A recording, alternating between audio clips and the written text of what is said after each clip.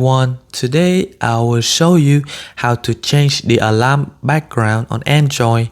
If you find this useful, then please leave a like and subscribe.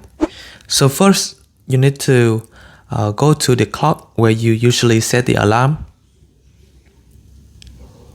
And then click on the time. So scroll down until you find the alarm background. And then currently this is set to this is the current background for your alarm.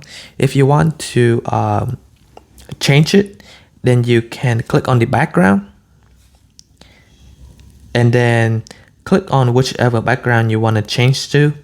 And then once you're done, you can click on done and then click on save. That will change the background for your alarm. If you find this useful, then please leave a like and subscribe.